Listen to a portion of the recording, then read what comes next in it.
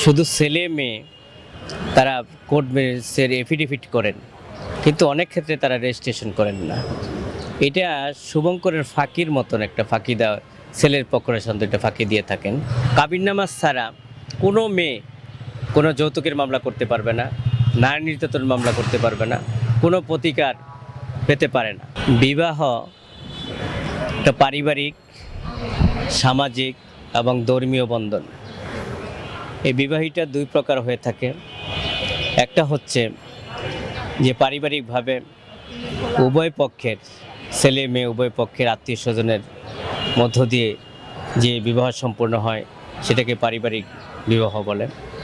আরেকটা বিবাহ হচ্ছে যে কোর্ট ম্যারেজ, যেটা কোর্টে এসে ছেলে মেয়েরা প্রথমে এফিডেভিট করেন, তার পরবর্তীতে সেটা রেজিস্ট্রেশন করেন, তখন এটা কোর্ট ম্যারেজ বিবাহ সম্পন্ন হয়।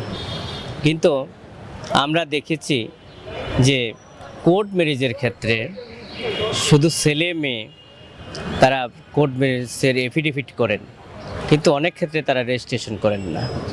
এটা শুভঙ্করের ফাঁকির মতন একটা ফাঁকি দেওয়া, ছেলের পক্ষের সাথে একটা ফাঁকি দিয়ে থাকেন। যেভাবে যে দেখেছেন যে এফিডেভিট করার পরে সেটা অনেক ছেলেরে আমরা দেখেছি সেটা রেজিস্ট্রেশন করেন না। রেজিস্ট্রেশন না করলে বিবাহটা সম্পূর্ণ হয় না।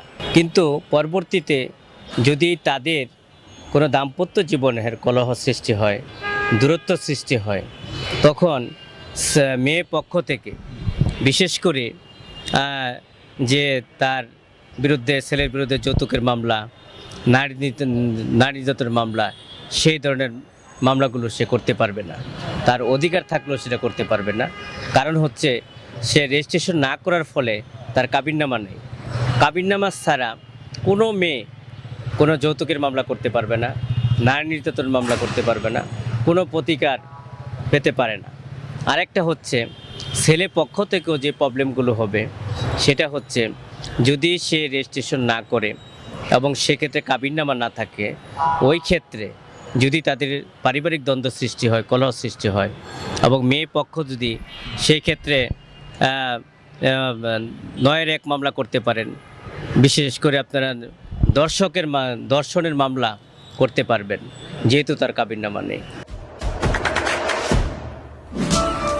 দেশে দেশে সবার সাথে দ্য নিউজ।